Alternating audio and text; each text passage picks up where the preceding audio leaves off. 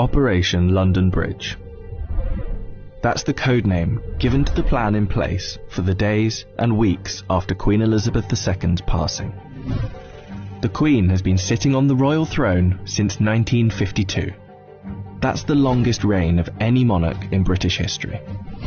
And during that time, she's seen over a dozen UK Prime Ministers, nearly 20 Summer Olympics, and over half a dozen popes.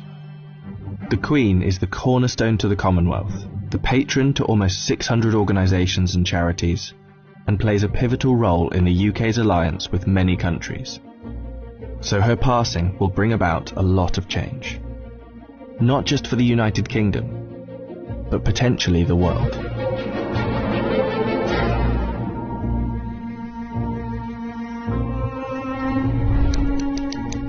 Her private secretary, the Right Honourable Edward Young, will immediately pass a message on to the acting Prime Minister at the time. That message will likely read, "London Bridge is down."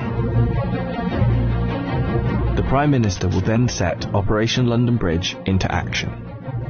Within minutes, the 15 governments outside of the UK where the Queen is head of state will be informed over a secure line.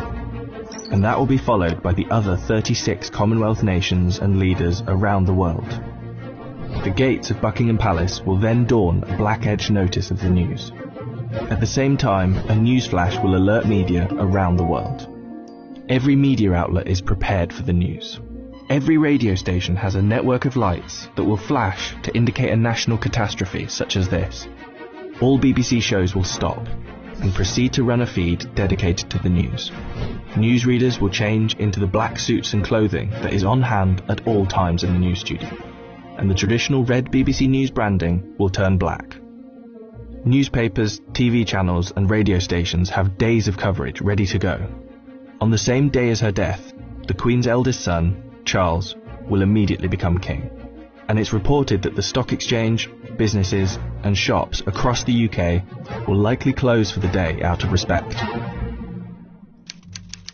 The day after the Queen's death, on a live stream, Charles will make his first official speech as king, and the government will swear its allegiance to the sound of a 41-gun salute in Hyde Park, London. After that, King Charles, if this is the name he so chooses, will set off on a UK tour, visiting the leaders of government in the capitals of each country, Edinburgh, Belfast and Cardiff, before returning to London. During this period, TV channels will play the many documentaries already made in the Queen's honour, and the BBC will refrain from playing comedy shows as a sign of respect until after the funeral. 4 days after her death, the Queen's coffin will be led on a military procession from Buckingham Palace to Westminster Hall.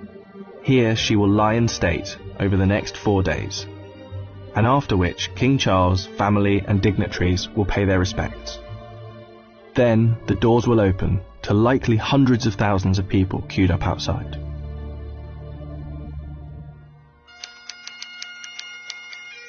The funeral is estimated to take place 10 to 12 days after the Queen's passing. But one thing is certain, the day of the funeral will be an official bank holiday for the whole of the United Kingdom. The stock exchange will close for a second time in under 2 weeks, and many businesses will follow suit.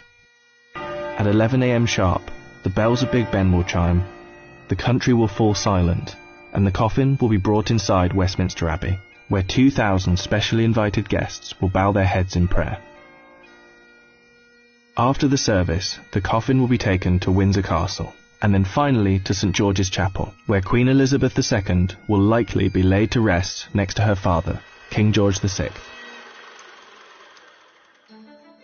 Likely within a year after the funeral, an official coronation for King Charles will take place on yet another bank holiday. All in all, accounting for the multiple bank holidays, funeral expenses and coronation celebrations, the Queen's passing is estimated to cost the UK economy billions of pounds. In addition, hundreds of changes will happen across the UK in the months to come. New British currency will be printed with the King's portrait, and the Queen's currency will slowly be removed from use. The same will happen for stamps, passports, and police and military uniforms, and the national anthem will be changed to God Save the King. not to mention how the world and Commonwealth will react to the new king, could alter the British royal family forever. For example, there is growing support in Australia for the country to become a republic, and the Queen's death could heighten that support. This could lead other countries to follow suit, which would almost certainly weaken the British monarchy. This scenario will one day be upon us. Operation London Bridge will be triggered, and arguably the biggest funeral of our lifetime will be witnessed around the world. This will be the end of an era.